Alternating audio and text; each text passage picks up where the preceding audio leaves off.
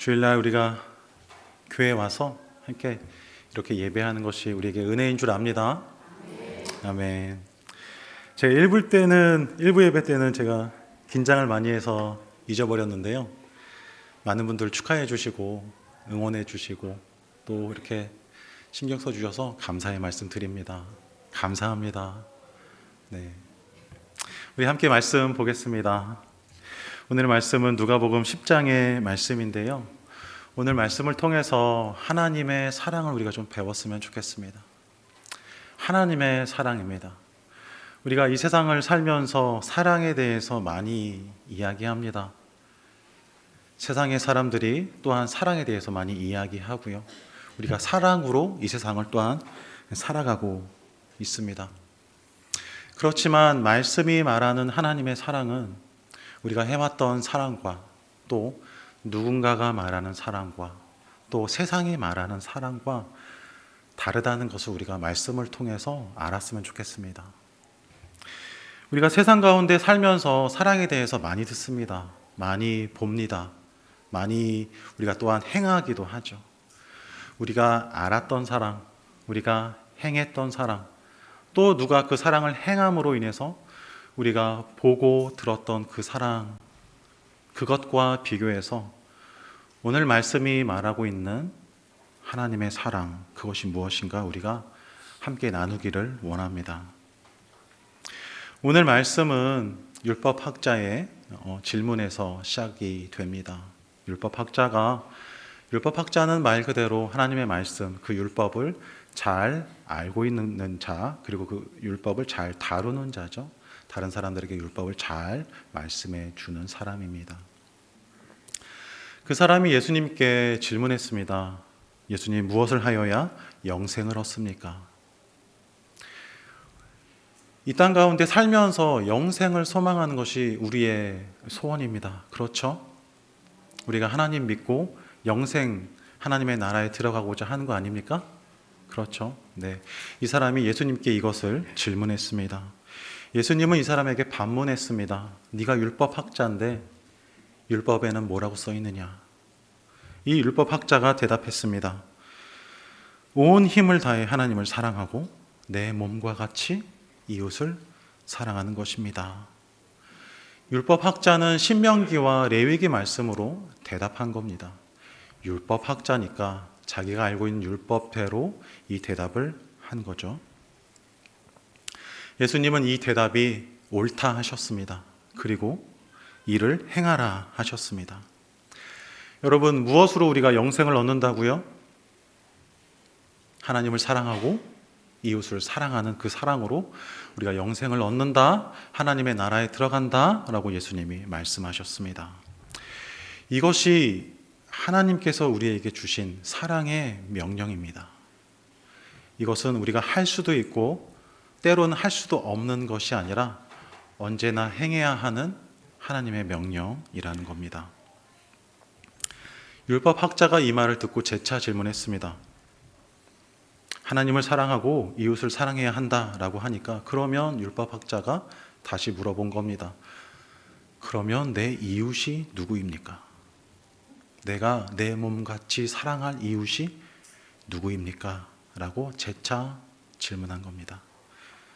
예수님은 이 대답을 하시기 위해서 오늘 우리가 읽은 말씀 한 가지 비유를 통해서 대답을 하셨습니다. 이 대답을 통해서 예수님이 말씀하고 싶은 건 우리가 사랑해야 할 사람이 누군가입니다. 우리의 사랑을 받을 사람이 누군가라고 하는 겁니다.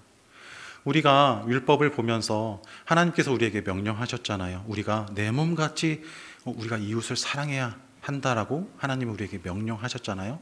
그 이웃이 누구냐라고 예수님이 대답하신다는 겁니다.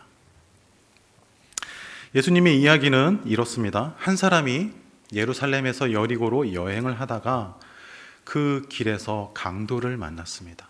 자기가 가진 것을 많이 빼앗기고 옷을 빼앗기고 많이 맞아서 아주 심하게 맞아서 쓰러졌고 거의 죽게 되었습니다. 이 사람은 스스로 일어날 수 없었습니다. 다시 자기의 길을 갈 수 없고 자기 스스로 자기 몸을 이렇게 챙길 수가 없을 정도로 많이 상한 상태였어요. 이 사람은 지금 누군가 굉장히 급하고 중요한 도움이 필요한 거죠. 누구라도 이 사람에게 좀 도움이 되어 주어야 이 사람이 지금 생명을 계속 연장해 갈 수 있는 상태였습니다. 누군가 기다렸겠죠.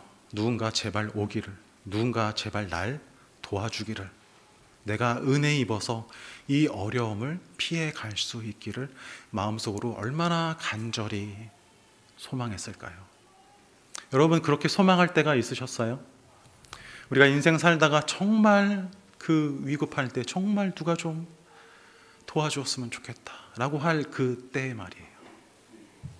이 사람이 지금 그런 상태였습니다. 너무나 반갑게도 저쪽에서 누군가 걸어오고 있었어요. 그 사람은 제사장이었습니다. 그런데 그 사람은 그냥 지나갔습니다. 그냥 지나갔어요. 그리고 레위인이 또 왔다가 그 사람을 보고 그냥 지나갔습니다. 정말 절급한, 정말 절박한 그 소망 가운데 있었던 사람들은, 그 사람은 절망했고 이제 죽게 되었구나라고 생각했을 겁니다. 그런데 또 한 사람, 사마리아 사람이 그에게 다가왔고, 그 길을 지나다가 그에게 다가왔고 그를 도와주기 시작했습니다. 그 사람도 그 길을 여행하는 사람이었는데요, 여행자들은 여행자이기 때문에 몸에 이제 지니고 있는 물건들이 당연히 있어요. 그런 물건으로 이 사람들을 도와주었습니다. 기름과 포도주로 상처에 이렇게 붓고 깨끗하게 하고, 옷 같은 걸로 좀 싸매주고, 그리고 자기가 데리고 있던 나귀에 이 사람을 태워주었습니다. 그리고 자기는 걸어서 함께 주막으로 갔습니다. 주막에서 이 사람은, 사마리아 사람은 이 강도 만난 사람을 아주 잘 돌봐 주었습니다. 그리고 다음 날까지도 이 사람을 잘 케어해 주었습니다. 이 정도의 마음을 갖고 있는 사람이라면요, 여러분 생각해 보세요. 옆에 다 죽어가는 사람이 있어요. 내가 이 사람을 좀 도와줘야겠다라고 생각했어요. 그러면 이 사람을 침대에 눕혀놓고 상처를 좀 씻겨주고, 의식이 있으면 물을 좀 주고, 그리고 저는 뭐 했을까요? 밤에 할 일이 적당히 끝났으면 그 다음 날까지 전 뭐 했을까요? 말씀은 말하지 않지만 아마 이 사람은 밤새 간호하지 않았을까, 이런 생각을 합니다. 그리고 이 사람이 그 다음 날까지 그 사람을 돌봐주다가 주인에게 돈을 주고, 그리고 이렇게 부탁합니다. 이 사람이 회복되어 나가지 못하면 여기 좀 더 있어야 될 텐데 조금 더 이 사람을 받아주시오. 내가 다시 와서 이 사람이 쓴 밥값과 숙박비를 내가 지불하겠소 라고 하고 자기의 길을 갔다는 예수님의 말씀입니다. 예수님은 이 이야기를 통해서 우리에게 어떤 말씀을 하고 싶으신다고요? 우리가 내 몸같이 사랑해야 할 사람이 누구인가, 내 이웃이 누구인가를 말씀하고자 하시는 겁니다. 예수님이 이 이야기를 하신 다음에 율법학자에게 물었습니다. 강도 만난 사람의, 강도를 당한 사람의 이웃이 누구인 것 같느냐 물었습니다. 여러분, 누가 강도 만난 자의 이웃이 되었을까요? 우리가 살면서 정말로 급할 때 친한 사이임에도 이상하게 외면당할 때가 있습니다. 날 도와줄 것 같은데 도와주지 않는 사람들이 좀 있어요. 혹은 내가 정말로 급할 때, 도움이 급할 때 생각하지도 못한 사람들이 날 도와줄 때가 있습니다. 여러분, 그렇다면 나의 이웃을 내가 누구라고 말하겠습니까? 당연히 잘 도와준 사람이 나의 이웃이라고 말씀하겠죠. 예수님이 이 말씀 오늘 우리에게 하시는 겁니다. 이 말씀을 통해서 우리가 이 예수님의 말씀을 들어야 하는 겁니다. 당연히 사마리아 사람이 강도 만난 자의 진정한 이웃이 되었겠죠. 말씀을 잘 보면요, 사마리아 사람이 이 강도 만난 자를 만난 순간부터 그리고 이 사람을 떠나보내기까지, 자기가 떠나기까지 자기의 모든 것으로 이 사람을 도왔습니다. 기름과 포도주로 붓고요, 나귀에 태워주고요, 주막으로 보내주고요, 돈을 내었습니다. 그리고 간호했을 거예요. 그리고 다시 와서 이 사람이 낫지 않으면 내가 돈을 조금 더 낼 테니 이 사람을 좀 도와주십시오라고 부탁하고 갔어요. 예수님이 이 이야기를 통해서 우리에게 말씀하시는 겁니다. 너희가 이와 같이 행하라. 예수님은 대화하던 율법학자에게 이 말씀하셨습니다. 맞다. 사마리아 사람이 강도 만난 자의 진정한 이웃이고 너도 이와 같이 행해야 한다라고 말한 겁니다. 여러분, 우리의 이웃이 누구입니까? 여러분들의 이웃은 누구세요? 여러분을 이웃으로 대하는 자들은 누구이십니까? 이웃이라고 하면 흔히 우리가 옆집 사는 이웃이거나 아니면 친척들이거나 우리가 그런 범주를 생각하기 쉽지만요, 예수님은 오늘 이 말씀을 하시는 겁니다. 이 말씀에 따르면 우리의 이웃은 절실하게 도움이 필요한 자들입니다. 그들이 바로 우리의 이웃이라고 예수님이 말씀하여 주시는 겁니다. 이 일을 행해야 우리가 하나님의 나라의 백성이고 이 일을 통하여서 우리가 영생 얻는다, 예수님이 말씀하는 겁니다. 이 말씀이 우리에게 어렵지 않죠? 이 말씀이 우리에게 어려운가요? 굉장히 쉬운 말씀 아닌가요? 도움이 필요한 자에게 도움을 주라는 겁니다. 그리고 그 사람의 이웃이 되어 주라는 겁니다. 우리에게 누군가 와서 도와주세요라고 말하는 사람이 있으면 도와주라는 겁니다. 그것이 우리에게 어려운 일이 아니죠. 이것이 예수님의 명령이라는 겁니다. 도움이 필요한 자가 있으면 너희가 도와주어라 라고 말입니다. 우리가 이것을 명령으로 받았다는 겁니다. 이것이 하나님의 사랑이고요. 말씀 처음에 이야기했던 여러분, 세상의 사랑을 기억하세요? 우리가 세상에서 보았던 사랑, 세상 사람들이 하고 있는 사랑, 그들이 행하는 사랑을 우리가 보았던 그 사랑을 여러분 기억하고 계세요? 그 사랑은 어떻습니까? 그 사랑이 오늘 말씀에서 말하고 있는 이 예수님의 사랑과 동일한 것인가요? 세상의 사랑은요, 내가 좋아하는 사랑입니다. 내가 기뻐하는 자를 기뻐하는 그 사랑입니다. 나를 기뻐하는 자를 내가 다시 돌아보는 사랑입니다. 내 가족들에 대한 사랑, 내 동료에 대한 사랑, 나를 기쁘게 여겨주는 자를 내가 다시 돌아보는 사랑입니다. 나에게 도와달라고 하는 자를 별로 돌아보지 않는 것이 세상의 사랑이라는 겁니다. 이에 대해서 예수님은 오늘 말씀을 통해서 분명히 말씀하셨습니다. 너희의 이웃은 너희가 정하는 것이 아니라 누군가 와서 도움을 청하는 자가 바로 너희의 이웃이다 라고 말입니다. 우리가 갖는 이웃, 우리가 베푸는 사랑에 대해서 여러분 생각해 보십시오. 우리가 이렇게 살고 있습니까? 누구든지 나에게 와서 도움을 청하는 자를 우리가 돕고 있습니까? 우리가 사마리아 사람처럼 나의 모든 것으로, 내가 할 수 있는 그 어떤 것으로 잘 성의껏, 성심껏 나의 것을 아끼지 않고 돕고 있습니까? 이것이 예수님이 오늘 우리에게 하신 명령이라는 겁니다. 예수님께서 이 이야기 가운데 이러한 자들이 있었습니다. 제사장과 레위인. 이들은 다른 사람을 도울 수 없는 자들이었어요. 왜 그랬을까요? 왜 이들은 돕지 않았을까요? 왜 이 사람은 다 죽어가는 이 불쌍한 사람을, 도움이 절박한 이 사람을 왜 도와주지 않았을까요? 사람이라면 누구라도 그 위급한 상황 가운데 있는 사람들을 불쌍히 여겨주는 것이 사람의 마음 아닙니까? 이 사람들에게는 특별한 자기의 이웃이 따로 있었습니다. 따로 있었어요. 이 사람들은 누구라도 나의 이웃이 될 수 있다 생각하지 않았습니다. 이 사람들은, 제사장과 레위인들은요, 자기만의 이웃이 있었어요. 자기만의 사람들이 있었습니다. 내가 도울 수 있는 사람들은 정해져 있었습니다.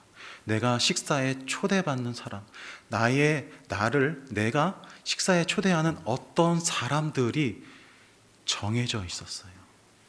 그들은 어떤 사람들이었냐면 비슷한 제사장들, 비슷한 레위인들, 비슷한 유대인들, 비슷한 율법학자들, 바리새인들, 대제사장들, 그들과 비슷하게 살았고 그들과 비슷하게 성장했고 그들과 비슷한 일을 하고 있고 그들과 비슷하게 부유하고 세상의 권세를 누리는 자들.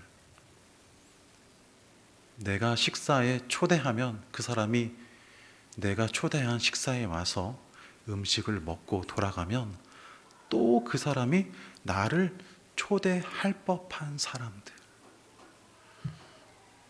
그들만이 그들의 이웃이었어요.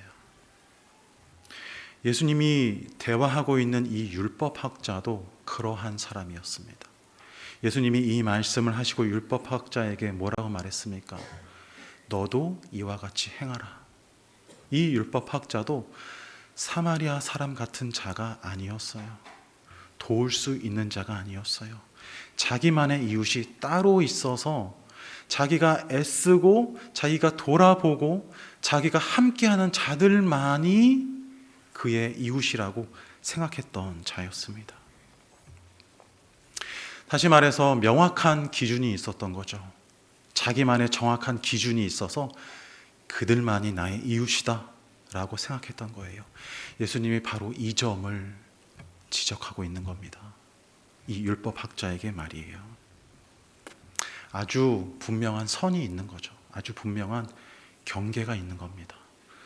태생적인 경계, 부유함에 따른 그 기준, 나이에 따른 분류. 사람들은 이런 것들을 정하기를 좋아합니다. 보이지 않는 선을 잡고 그어서 나와 너는 우리, 너는 남이라고 하는 이 기준들을 세우는 것을 굉장히 좋아합니다. 이 점을 예수님이 지적하신다는 것이에요. 여러분, 우리의 삶이 어떻습니까? 우리의 사랑이 어떻습니까? 우리가 주고자 하는 그 대상들은 누구입니까? 예수님이 하신 말씀대로 도움이 필요한 자라면 누구라도 우리가 그들에게 도움을 주고 있나요? 아니면 내 사람, 나를 사랑하는 사람, 내 가족, 내 동료, 내 친척, 그들만이 나의 이웃입니까? 예수님이 이것을 오늘 누가복음 10장을 통해서 우리에게 말씀하신다는 겁니다. 예수님의 사랑은요, 여러분, 세상의 사랑과 다릅니다. 우리가 해왔던 사랑과 다른 것입니다. 우리의 마음이 원하는 그것과는 다른 것입니다. 내가 쉽고 내가 편하고 내가 즐거운 그 사랑과 그 이웃과는 다른 겁니다. 예수님의 사랑을 마태복음 5장에서 이렇게 말씀하고 있습니다. 41절에서 44절 말씀인데요. 우리 함께 말씀을 펴서 읽어볼까요? 마태복음 5장 41절에서 44절입니다.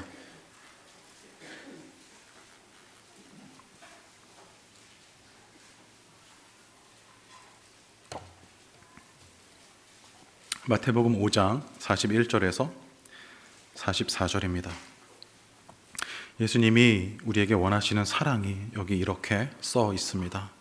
우리 함께 읽어보겠습니다. 41절 시작. 또 누구든지 너로 억지로 오리를 가게 하거든 그 사람과 심리를 동행하고 내게 구하는 자에게 주며 내게 꾸고자 하는 자에게 거절하지 말라. 또 내 이웃을 사랑하고 내 원수를 미워하라 하였다는 것을 너희가 들었으나 나는 너희에게 이르노니 아멘. 네, 43절에 뭐라고 말합니까? 내 이웃을 사랑하고 내 원수를 미워하라. 이게 세상의 방법입니다. 이게 우리가 원하는 방법이고요.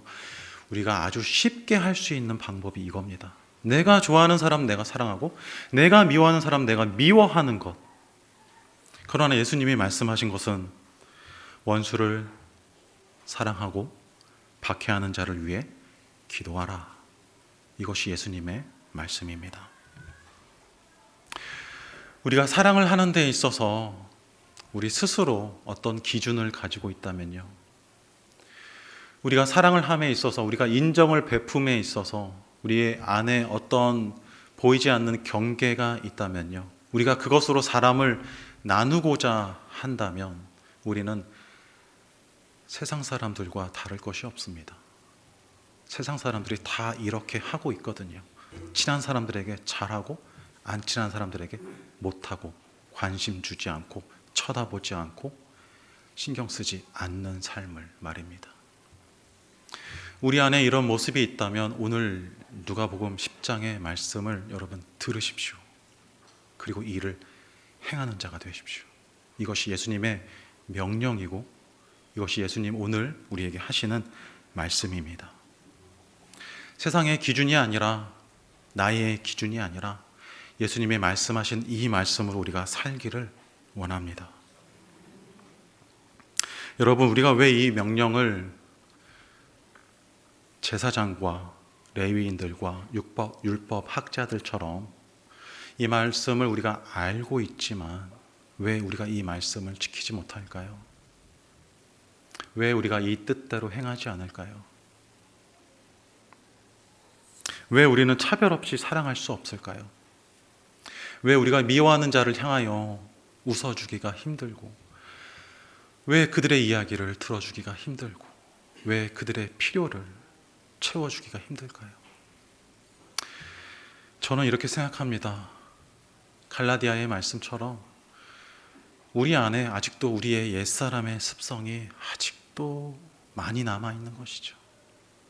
내가 내 뜻대로 해야 내가 기쁜 거 아닙니까? 내가 내 뜻대로 살아야 내 인정, 내 사랑, 내 재력을, 내 재산을 주고 싶은 사람에게 주어야 내가 기쁜 거 아닙니까? 우리 안에 옛사람이 더욱더 죽어져야 합니다.